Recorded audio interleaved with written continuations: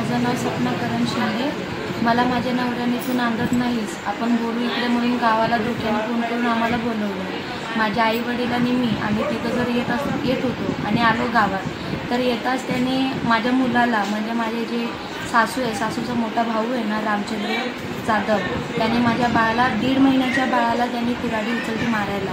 तर माझ्या बापाने मध्ये मुक्कामार जे ना ते कुऱ्हाडीचं ते माझ्या बापाला लागलं। ते माझ्या बापाला लागलं म्हणून माझ्या मामाच्या लोकांनी बचाव करण्यासाठी त्यांना पण त्या लोकांनी मारहाण केलं। त्याच्यामध्ये गुलाब जाधव, सचिन जाधव, करण शिंदे आणि विशाल जाधव एवढ्या सगळ्या लोकांनी माझ्या मामांना मारहाण केली। मग आम्ही फोन करून दुसऱ्या मामांना फोन केलं, मग ते लोक तिकडून येऊन आम्हाला मारहाण केलं। मग तेव्हा आम्हाला वाचवण्यासाठी मामाने त्यांना मारलं। एकमेकांना दगडफेक करताना त्या लोकांना लागलं, तर ते आता आरोप द्यायला लागले की आम्ही त्यांना मारलं म्हणून।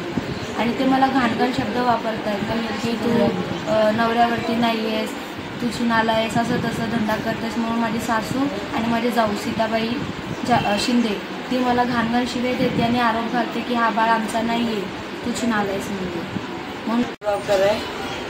मला जावं माझं करण शिंदे म्हणून मला पोरीसाठी बोलायचं म्हणून मला असं धोक्यानं मला सकाळी बोलून घेतलं। आम्ही सकाळी नंदीग्रामला आलो।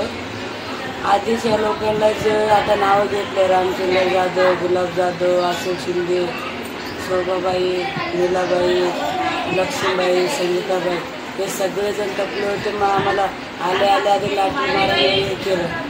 तितक्यात माझ्या भावाची गाडी आली म्हणून आम्ही सगळ्यांचं जीव वाचलं। आमचं लेकराला हिसकून घेत होते, लहान बाळाला हिसकून घेत होते, पण लेकराला मी मारहाण केलं, माझ्या मुलीला मी मारहाण केलं, पोरीची गळ्यातली पोत तोडून घेतलं। आणि असं माझ्या बहिणी आजपर्यंत पोलीस कालपासून तर बोलत एक जण बी नाही आले।